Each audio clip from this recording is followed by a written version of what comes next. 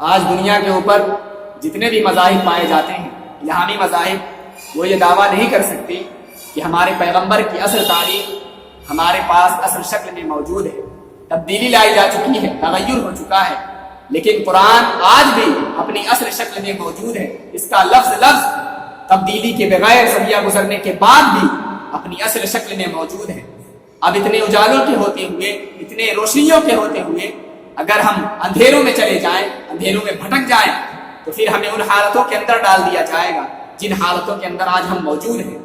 کسی قوم کے پاس ہدایت کا نصاب موجود نہ ہو اور وہ بھٹک جائے، وہ اندھیروں میں گمراہ ہو جائے، اندھیروں میں چلی جائے، اس کے بھٹکنے کا تو پھر بھی جواز ہوتا ہے کہ ہادی نہیں تھا، رہبر نہیں تھا، چراغاں نہیں تھا، اندھیرا تھا، بھٹک گئے۔ یار اگر کوئی اندھا کسی کنویں میں گر جاتا ہے تو لوگ اسے نکالنے کی کوشش بھی کرتے ہیں، اسے کوستے نہیں، لیکن اگر کوئی اخیارہ آنکھ رکھنے کے باوجود اسے کنویں میں گر جائے تو لوگ اسے نکالنے کی بھی کوشش کرتے ہیں اور ساتھ ہی ساتھ اسے کوستے بھی ہیں۔ اللہ تعالیٰ نے تجھے آنکھیں نہیں دی تھی، اللہ تعالیٰ نے تجھے چراغاں نہیں دیا تھا، تو پھر بھی اس کنویں میں گرا ہے۔ یار اگر کوئی اور بھٹک جائے اور کوئی گمراہ ہو جائے، اندھیروں میں چلا جائے تو اس کی تو کوئی بات نہیں کرتا، لیکن اگر محمد عربی کا غلام ہو وہ بھٹک جائے، اس لیے کہ ہمارے پاس قرآن موجود ہے، ہمارے پاس ہدایت کا چراغاں موجود ہے۔ اس کتاب کے ہوتے ہوئے ہم کس طرح ظلم و ستم کے شکار ہو سکتے ہیں، کس طرح ہم فرقہ فرقہ ہو سکتے ہیں، کس طرح ہم ظلم و ستم کے سوداگر بن سکتے ہیں؟ اس لیے کہ ہمارے پاس اللہ تعالیٰ کی دی ہوئی عظیم کتاب موجود ہے، قرآن موجود ہے۔ اس کتاب سے جڑنے والے راہ حق کے مسافر ہو جاتے ہیں۔ علامہ اقبال نے جب رب کی بارگاہ میں شکایت کی، لہجہ بڑا تلخ ہو گیا۔ علامہ اقبال رو رہے ہیں اور کہہ رہے ہیں، مالک صفحہ دہر سے باطل کو مٹایا ہم نے، نوع انسانی کو غلامی سے چھڑایا ہم نے، تیرے کعبے کو جبینوں سے بسایا ہم نے، تیرے قرآن کو سینوں سے لگایا ہم نے، پھر بھی گلا ہے کہ ہم وفادار نہیں، ہم وفادار نہیں، تو بھی تو دلدار نہیں۔ کہا مالک ہم نے کیا کیا نہیں کیا، جنگوں کی مصیبتیں سہی، تیرے نام پہ تلواریں اٹھائیں، تکلیفوں سے گزرے، اذیتیں برداشت کی، جنگ و جدل کے بازار گرم ہوئے، جگر پارے دیے شہادت کے لیے، لیکن مالک آج یہ امت در در رسوا ہو رہی ہے، اس امت کو کاٹا جا رہا ہے، اس امت کے بچوں کو ذبح کیا جا رہا ہے، مالک یہ ہمارے ساتھ کیا ہو رہا ہے؟ تو جب جواب آتا ہے تو سارا نشہ اتر جاتا ہے، جواب انہی لفظوں میں آتا ہے، صرف سرا بدلتا ہے۔ جواب آیا، صفحہ دہر سے باطل کو مٹایا کس نے، نوع انسانی کو غلامی سے چھڑایا کس نے؟ صفحہ دہر سے باطل کو مٹایا کس نے، نوع انسانی کو غلامی سے چھڑایا کس نے، میرے کعبے کو جبینوں سے بسایا کس نے، میرے قرآن کو سینوں سے لگایا کس نے؟ تھے تو آبا وہ تمہارے ہی مگر تم کیا ہو، تھے تو آبا وہ تمہارے ہی مگر تم کیا ہو، ہاتھ پہ ہاتھ دھرے منتظر فردا ہو، ہر کوئی مستے میں ذوق تن آسانی ہے، تم مسلمان ہو یہ انداز مسلمانی ہے، حیدری فقر ہے دولت عثمانی ہے، تم کو اسلاف سے کیا نسبت روحانی ہے، وہ معزز تھے زمانے میں مسلمان ہو کر، تم خار ہوئے تارک قرآن ہو کر، تمہاری ذلت، تمہاری رسوائی، ذوبحالی، نخوت کا سبب اور نتیجہ یہی ہے کہ تم نے اس قرآن کے دامن کو چھوڑ دیا ہے۔ اتنی روشنیوں کے ہوتے ہوئے، اتنے اجالوں کے ہوتے ہوئے تم اندھیروں میں بھٹک جاؤ تو اس میں قصور تمہارا ہے۔ یہ امت جن کو اللہ تبارک و تعالیٰ نے قرآن دیا اور محبوب علیہ الصلوۃ والسلام کی احادیث مبارکہ کے ہر الفاظ، ہر حرف ہم تک پہنچائے گئے، ہم تک پہنچے، اتنی روشنیوں کے ہوتے ہوئے اگر ہم بھٹک جائیں تو اس میں قصور ہمارا ہے۔ اس کتاب کے ہوتے ہوئے، اس قرآن کے ہوتے ہوئے ہمارے دل کبھی زنگ آلود نہیں ہو سکتے، لیکن ہمارا اس کتاب کے ساتھ کیا رویہ ہے، ہمارا اس کتاب کے ساتھ کیا سلوک ہے، یہ بھی کسی سے پوشیدہ نہیں ہے، یہ بھی کسی پر مخفی نہیں ہے۔ یہ کتاب صرف کتاب ثواب رہ گئی ہے، وہ کتاب جو ہدایت تھی، وہ کتاب جو زندگی بخشتی تھی، وہ کتاب جس کی آیت آیت ہمیں جینے کے اسلوب سکھاتی تھی، وہ کتاب جس کا لفظ لفظ ہمیں زندگی کا ڈھنگ بتاتا تھا، جینے کا طریقہ بتاتا تھا۔ اس کتاب کو سینے سے لگا کر محبوب علیہ الصلوۃ والسلام کی بتائے ہوئے طریقوں پر عمل کر کے، ان کے بتائے ہوئے طریقوں پر چل کر ہمیں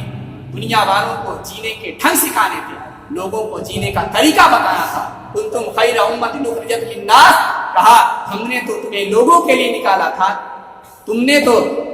کائنات کی قیادت کرنی تھی، لوگوں کی رہنمائی کرنی تھی، لیکن آج ہم رسوائیوں کی داستان لیے ہوئے گلی گلی پھر رہے ہیں۔ آج دنیا کے اوپر 1 انچ بھی جگہ ایسی نہیں ہے جہاں آتش و آہنگ برستا ہو اور وہ زمین کفار کی، جہاں کہیں بھی خون گرتا دکھائی دیتا ہے۔ اگر نسب پوچھو تو وہ مسلمان کا ہوتا ہے، وہ افغانستان ہو، وہ کشمیر ہو، وہ ہندوستان ہو، وہ القدس ہو، وہ یا فلسطین ہو، وہ یا عراق ہو، افغانستان ہو، دنیا کا کوئی بھی خطہ ہو، جہاں کہیں بھی خون گرتا ہے اس امت مرحوم کا خون گرتا دکھائی دیتا ہے۔ اس کی وجہ یہی ہے کہ ہم نے اس قرآن کے دامن کو چھوڑ دیا ہے۔ یہ ہماری بدعمالیوں کا نتیجہ ہے، یہ ہمارے عمل اتنی بیکار ہو گئے ہیں کہ ہمارے اوپر ظالم بادشاہوں کو مسلط کر دیا گیا ہے، ہمارے اوپر دشمنوں کو مسلط کر دیا گیا ہے۔ یہ ہمارے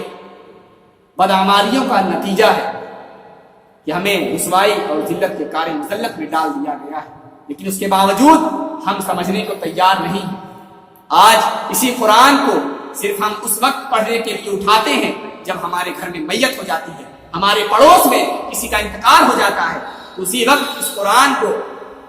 ہم پڑھنے کے لیے اٹھاتے ہیں۔ کتنے تو بدنصیب ایسے ہیں جنہیں قرآن پڑھنے کا طریقہ ہی معلوم نہیں، جنہیں قرآن پڑھنا ہی نہیں آتا، صرف نماز میں آتے ہیں اور اٹھک بیٹھک لگا لیتے ہیں، قرآن پڑھنے کا طریقہ معلوم نہیں، قرآن پڑھنا نہیں جانتے۔ یار اس سے بیکار زندگی کیا ہو سکتی ہے کہ ہمیں قرآن پڑھنے کا طریقہ معلوم نہیں، ہمیں نماز پڑھنے کا طریقہ معلوم نہیں۔ یہی وجہ ہے کہ آج ہمارے گھروں سے برکتیں اٹھا لی گئی۔ آج جو ہمارے گھروں میں نحوستیں ہیں قرآن نہ پڑھنے کی وجہ سے، نماز فجر نہ پڑھنے کی وجہ سے۔ تو میرے ملت کے نوجوانوں، آپ قرآن کو